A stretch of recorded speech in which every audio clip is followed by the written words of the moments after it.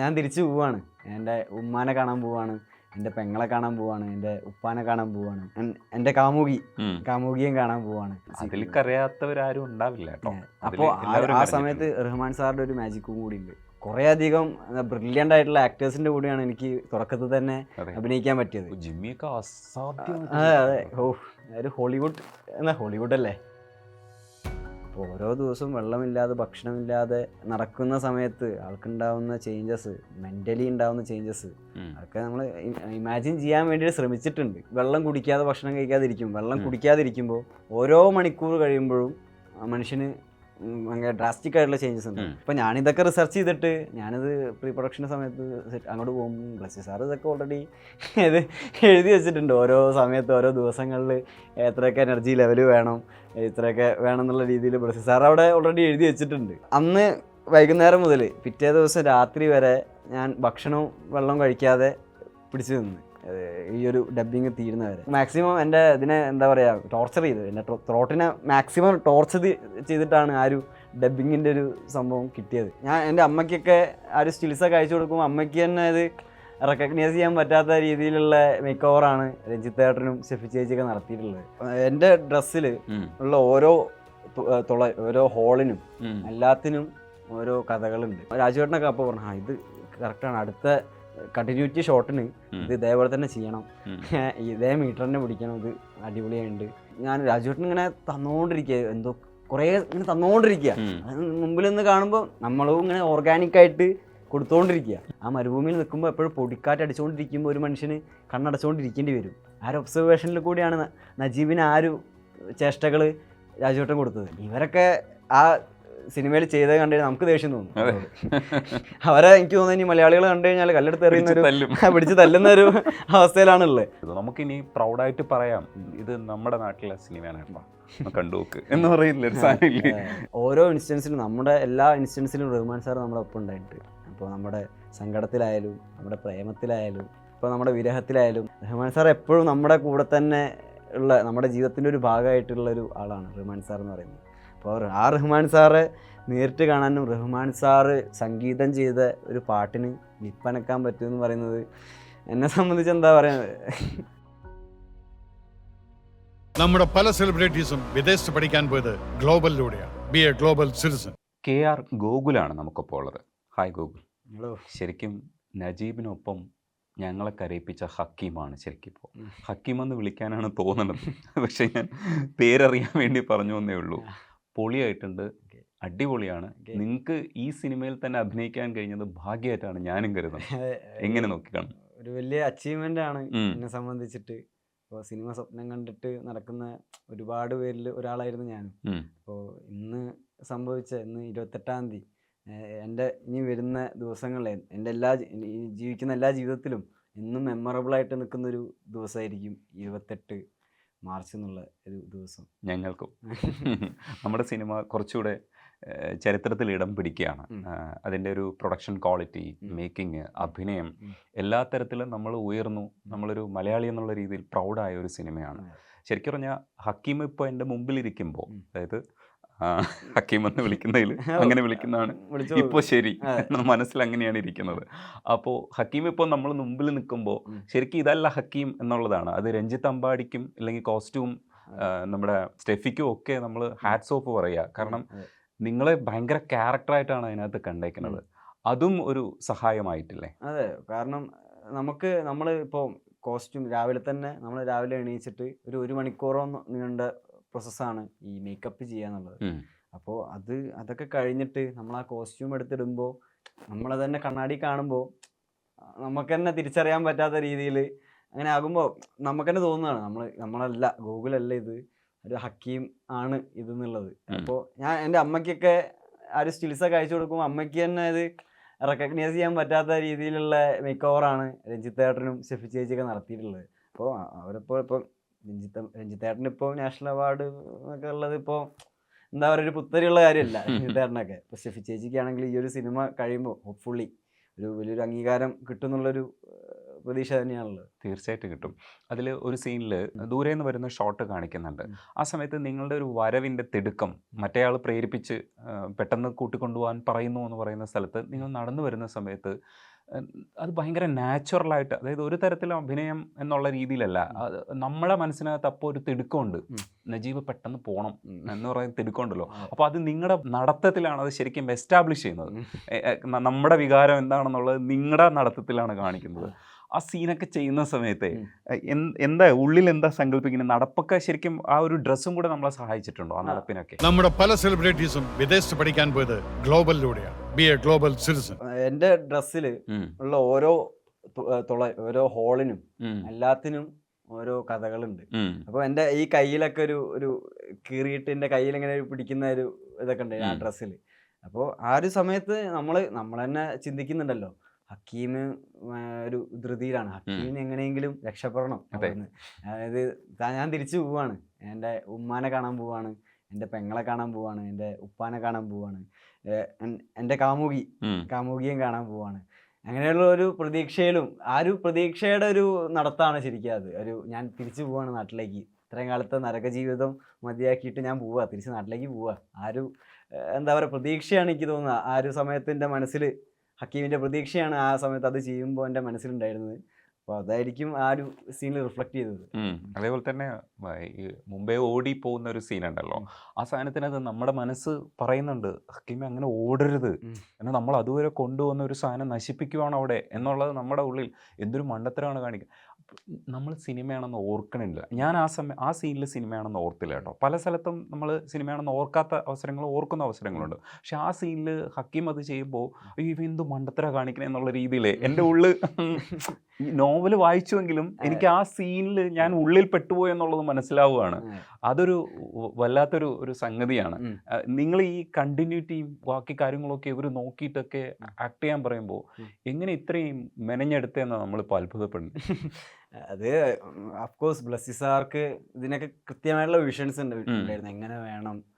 ഇപ്പോൾ ഇതിനു മുന്നേ തന്നെ നമ്മൾ യൂട്യൂബിലൊക്കെ നോക്കിയിട്ട് ഞാൻ ഈ വെള്ളം കുടിക്കാതെ ഭക്ഷണം കഴിക്കാതിരിക്കും, വെള്ളം കുടിക്കാതിരിക്കുമ്പോൾ ഓരോ മണിക്കൂർ കഴിയുമ്പോഴും മനുഷ്യന് ഭയങ്കര ഡ്രാസ്റ്റിക് ആയിട്ടുള്ള ചേഞ്ചസ് ഉണ്ട്.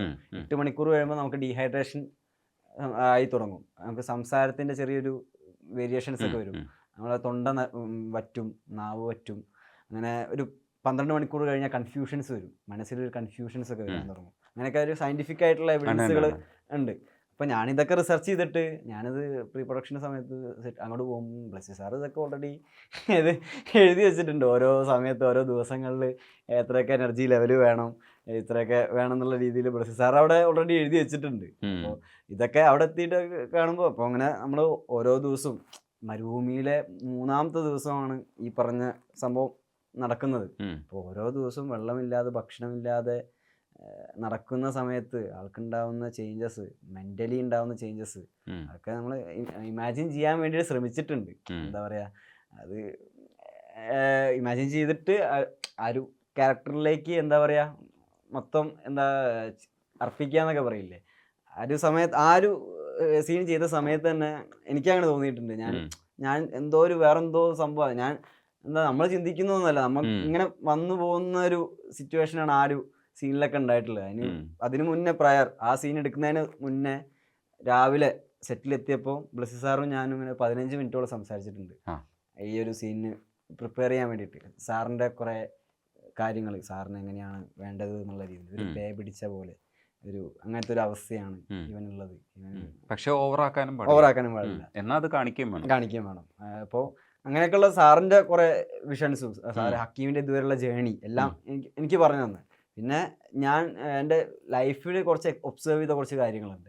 ഇപ്പോൾ അന്ന് ആ ഒരു സീന് ചെറിയൊരു പല്ല് കടിക്കുന്ന പോലത്തെ ഒരു ചെറിയൊരു മാനറിസം, അത് NSSൽ ഞാൻ വർക്ക് ചെയ്തിട്ടുണ്ടായിരുന്നു, കോളേജിലൊക്കെ പഠിക്കുന്ന നാഷണൽ സർവീസ് സ്കീം. അപ്പോൾ അതിനുവേണ്ടി കുതിരവട്ടത്തൊക്കെ നമ്മൾ വർക്ക് ചെയ്തിട്ടുണ്ടായിരുന്നു.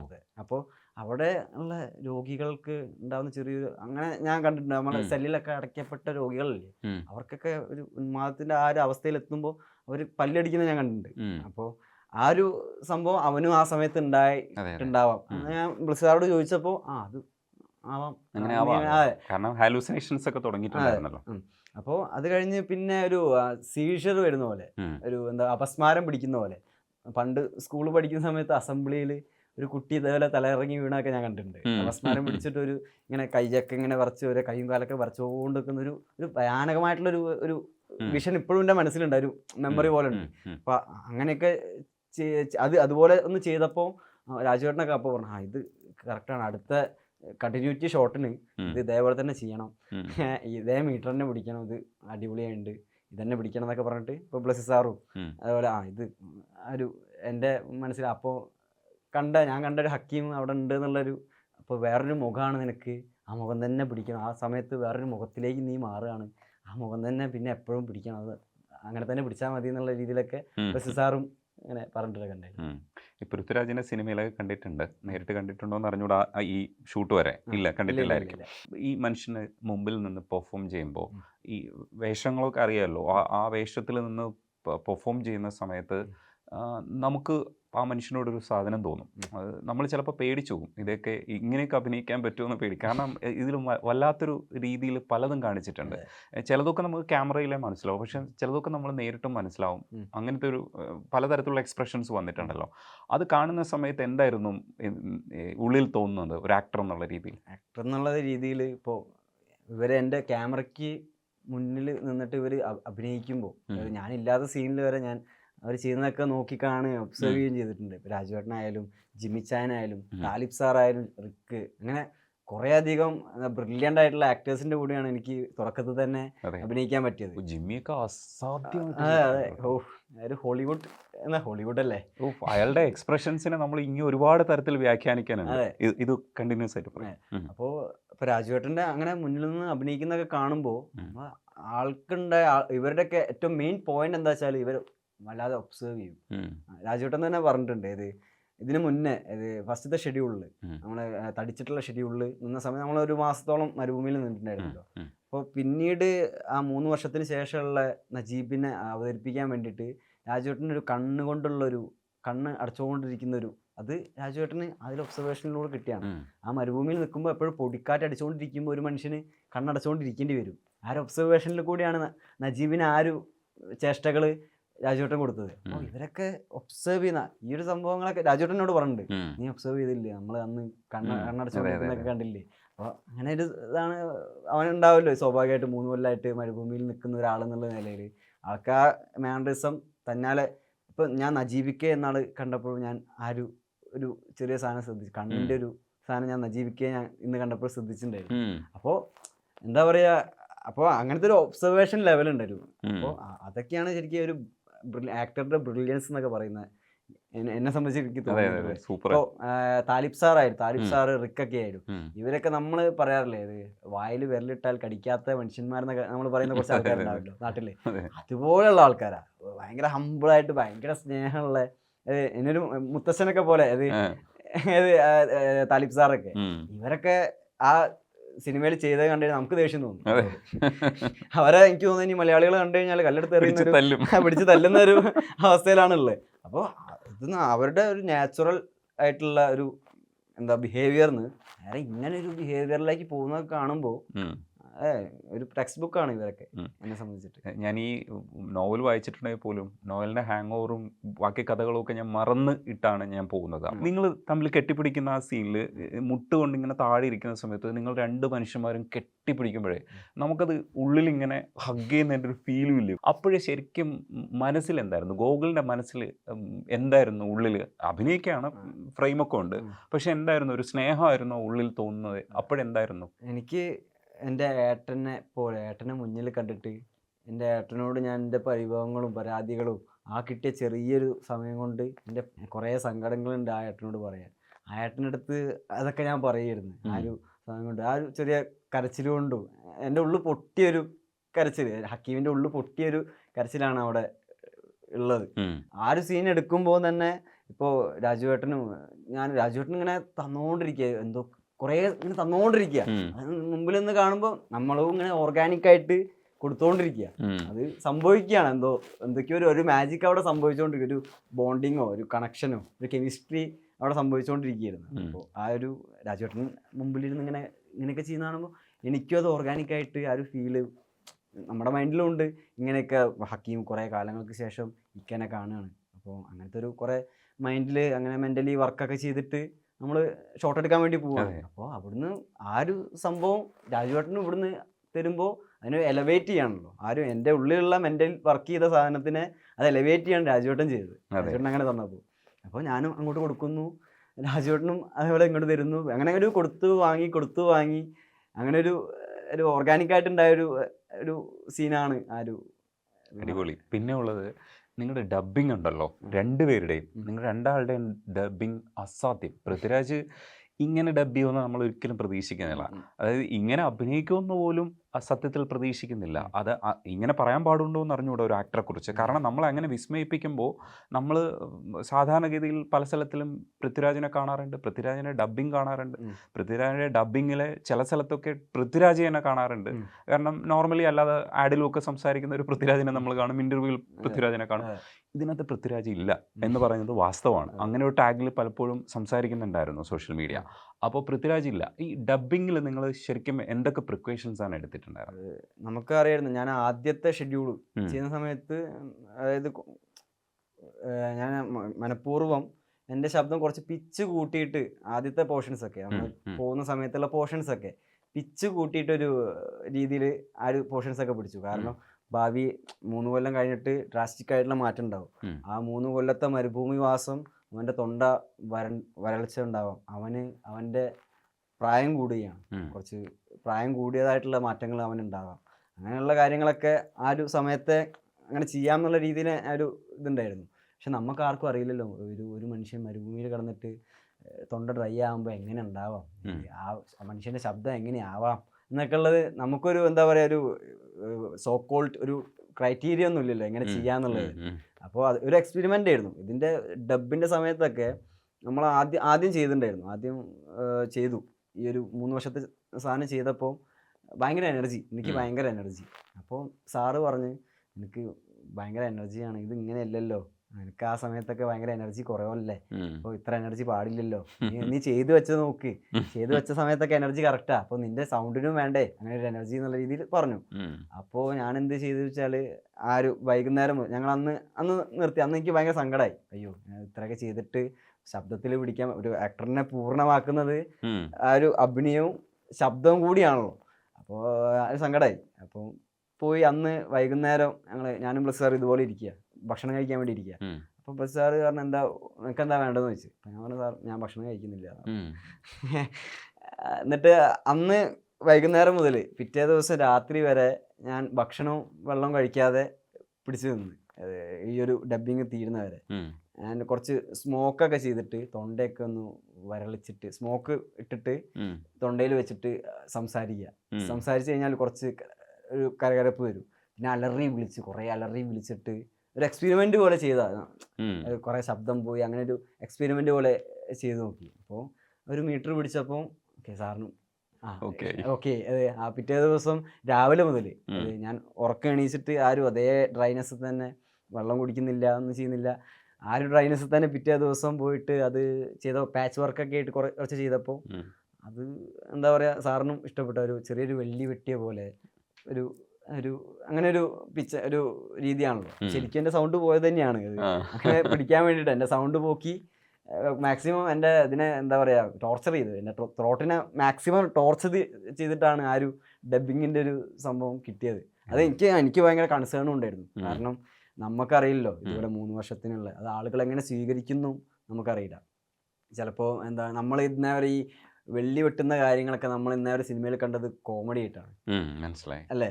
അപ്പോൾ അതൊക്കെ അങ്ങനെ ചിലപ്പോൾ എന്താ പറയുക അങ്ങനെ ആയിപ്പോന്നുള്ളൊരു പേടി എനിക്കുണ്ടായിരുന്നു. പക്ഷെ ഒരു ആക്ടർ ഉണ്ട് കേട്ടോ ഉള്ളിൽ.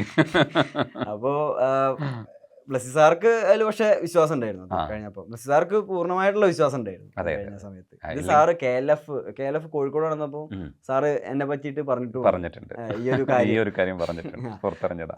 അതേപോലെ തന്നെയാണ് ഈ പൃഥ്വിരാജിന്റെ അഭിനയം കണ്ടു നിൽക്കുമ്പോൾ ഏതൊക്കെ സീൻസിലാണ് ഇഷ്ടപ്പെട്ടതെന്ന് അറിഞ്ഞൂടാ. ഞാൻ ഇഷ്ടപ്പെട്ട ഒരു സീൻ പറയാം. കാറിലേക്ക് കയറാൻ അയാൾ ക്ഷണിക്കുന്ന സമയത്ത് ഈ മടിച്ചു നിൽക്കുന്ന ഒരു ഭയപ്പെട്ട ഒരു മനുഷ്യനുണ്ട്. ഓഹ്! എനിക്ക് കണ്ടപ്പോൾ ഉണ്ടല്ലോ, അതായത് നമ്മുടെ ഉള്ളാണല്ലോ നജീമിൻ്റെ ഉള്ള് ആ സമയത്ത്. അപ്പോൾ എനിക്ക് എന്നെ വിളിക്കുന്നത് പോലെയും ഞാൻ കയറാതെ മടിച്ച് നിൽക്കുന്ന ചില അവസരങ്ങളൊക്കെ അങ്ങനെ ചില ഫീലുണ്ടല്ലോ. നമ്മുടെ ഭയപ്പെടുത്തുന്ന ചില സ്ഥലങ്ങളുണ്ട്. അതേപോലെ അയാൾ അതിനകത്ത് കയറാതെ അങ്ങനെ മടിച്ച് നിൽക്കുന്ന ഭയം കാണിക്കുക. ആ ഭയം എനിക്ക് മനസ്സിലായി. ഉടനീളം ഉണ്ടായിരുന്നു ആ ഭയത്തിൻ്റെ സംഗതികളൊക്കെ കാണിക്കുന്നുണ്ടായിരുന്നു. പക്ഷെ അവിടെ എത്തിയപ്പോഴാണ് ഞാൻ പെട്ടുപോയത്. അപ്പോഴാണ് എനിക്ക് ഈ പറയുന്ന രീതിയിൽ ബ്രെത്ത് കൺട്രോൾ ചെയ്യാൻ പറ്റിയില്ല. കരഞ്ഞിട്ട് എങ്ങനെയെന്ന് വെച്ചാൽ ലിറ്ററലി കരഞ്ഞു. വേറെ വഴിയൊന്നും ഉണ്ടായില്ല. കാരണം കരഞ്ഞിട്ട് പിന്നെ ഞാൻ സീനിൽ ഇങ്ങനെ കണ്ണടച്ച് അയാൾ ഡോറ് തുറന്ന് അകത്ത് കയറുന്ന സാധനങ്ങൾ സത്യത്തിൽ ഞാൻ കണ്ണടച്ച് തന്നെ ഇരുന്നു. കാരണം എന്ന് വെച്ചാൽ എനിക്ക് പറ്റണുണ്ടായിരുന്നില്ല. പിന്നെ അകത്ത് കയറിയതിന് ശേഷമാണ് പിന്നെ വീണ്ടും ഞാൻ കണ്ണ് തുറന്ന് കാണുന്നത്. കാരണം അത് കൺട്രോൾ ചെയ്യാൻ വേണ്ടിയിട്ട്. ശരിക്കും ഗോകുലിന് ഹക്കീം എന്നേ വരുന്നുള്ളൂ കേട്ടോ. ഗോകുലിന് ഏത് സീനാണ് ശരിക്കും ഭയങ്കരമായിട്ട് മനസ്സിൽ കൊണ്ടത്? മനസ്സിൽ കൊണ്ട് അത് എനിക്ക് തോന്നുന്നു മൊത്തത്തിലൊരു എൻവിറോൺമെൻറ്റിൻ്റെ ആണോ എനിക്കറിയാം. നമ്മൾ ഒരു ഒയാസിസിൻ്റെ ഒരു സീനിൽ നമ്മൾ ഷൂട്ട് ചെയ്തിട്ടായിരുന്നു. രാജുവേട്ടൻ അവിടെ ഇരുന്നിട്ട് രക്ഷപ്പെട്ടു, ഇത് വെള്ളം കുടിച്ചിട്ട് സർവൈവ് ചെയ്യാൻ പറ്റി. ആ സമയത്ത് കാതരി ആ പെരിയോരെ റഹ്മാനേൻ്റെ വേറൊരു വെർഷൻ, ഒരു എന്താ പറയുക, കുപ്പി കൊണ്ട് വായിക്കുന്ന ഒരു വെർഷനൊക്കെ കാണിച്ചിട്ടുണ്ട്. അപ്പോൾ ആ സമയത്ത് ഷൂട്ട് ചെയ്ത സമയത്ത് രാജുവേട്ടൻ്റെ ഒരു ഷോട്ട് ഉണ്ടായിരുന്നു, ഇങ്ങനെ ചാർജ് ചെയ്തിട്ട് രാജുവേട്ടൻ്റെ മുകളിലേക്ക് ഇങ്ങനെ പോകുന്നൊരു ഷോട്ട് ഉണ്ടായിരുന്നു. ആ ഷോട്ട് കണ്ടിട്ട് ആ സമയത്ത് ഈ പാട്ടും എല്ലാം കൂടിയായിട്ട് എനിക്ക് ഭയങ്കര ഇമോഷണലി ടച്ചായി. നമ്മളെ നെഞ്ചത്ത് തൊടുന്ന ഒരു സംഭവം ഉണ്ടായെന്ന് പറയുന്നില്ലേ, അങ്ങനെ ഒരു സംഭവം എനിക്ക് ആ ഒരു സീനിൽ ഞാൻ ഫീൽ ചെയ്തിട്ടുണ്ടായിരുന്നു. എന്നിട്ട് ഞാൻ ആ ഷോട്ട് എടുത്തപ്പോൾ തന്നെ രാജുവേട്ടൻ്റെ അടുത്ത് പോയിട്ട് എടുത്ത് കെട്ടിപ്പിടിച്ചിട്ട് പറഞ്ഞു, ഇത് എന്തോ ഭയങ്കരമായിട്ട് നെഞ്ചത്തൊട്ടി ഒരു ഇതാണെന്നുള്ള രീതിയിൽ. അതാണ് എനിക്ക് തോന്നുന്നത് ആ സിനിമയിൽ തന്നെ എനിക്ക് ഏറ്റവും കൂടുതൽ നെഞ്ചത്തട്ടത്. മേ ബി ആ ഒരു സമയത്തുള്ള സർക്കംസ്റ്റാൻസസും കാര്യങ്ങളും ആ സെറ്റിൽ തന്നെ നമ്മൾ ആ പാട്ട് വെച്ചിട്ട് ആ സാധനം ഷൂട്ട് ചെയ്തു. പെരിയോരെ റഹ്മാനെ എന്നുള്ളൊരു പാട്ട് വെച്ചിട്ടാണ് ഷൂട്ട് ചെയ്തത്. അപ്പോൾ അതൊക്കെ എന്താ പറയുക, അതൊക്കെയാണ് എന്താ പറയുക കിട്ടിയ ഒരു സീനുകൾ എന്നൊക്കെ പറയുന്നത്. പിന്നെ ഇതേപോലെ ഇത് കഴിഞ്ഞിട്ട് ഇറങ്ങിയിട്ട് ആ കാറിൽ നിന്ന് ഇറങ്ങിയിട്ട് ചേട്ടൻ കൈ കൂപ്പി നിൽക്കുന്ന ഒരു സീക്വൻസ് ഉണ്ട്. അത് മനുഷ്യൻ്റെ നിസ്സഹായാവസ്ഥയല്ലേ, അത് പടച്ചോനായിട്ട് കണ്ടിട്ട് അങ്ങനെ നിസ്സഹായാവസ്ഥയിൽ എന്നെ ഇങ്ങനെ കയറ്റി ആ ഒരു ഫീലിങ്ങിൽ എന്താ അതിനെ എക്സ്പ്ലെയിൻ ചെയ്യേണ്ടതില്ലാത്ത കുറെ തലങ്ങളിലേക്ക് എക്സ്പ്ലെയിൻ ചെയ്യാൻ പറ്റുന്ന ഒരു സീനാണ് ആ ഒരു ഷോട്ട് എന്ന് പറയുന്നത്. അതൊക്കെ ഞാൻ തിയേറ്ററിൽ നിന്ന് ഞാൻ കണ്ടപ്പോഴും എൻ്റെ നെഞ്ചത്ത് അടിച്ചൊരു സീക്വൻസ് ആണ് അതിൽ കരയാത്തവരാരും ഉണ്ടാവില്ല കേട്ടോ. ആ സമയത്ത് റഹ്മാൻ സാറിന്റെ ഒരു മാജിക്കും കൂടി ഉണ്ട്. ആ സീനെ എലവേറ്റ് ചെയ്തൊരു മാജിക് കൂടി ഉണ്ട്. ബാക്ക്ഗ്രൗണ്ടിൽ മ്യൂസിക്കായിട്ട് വന്നിട്ട് നമ്മുടെ സോൾ സൂത്ത് ചെയ്ത കുറേ സീക്വൻസസ് ഒക്കെ ഉണ്ടായിട്ടുണ്ട്.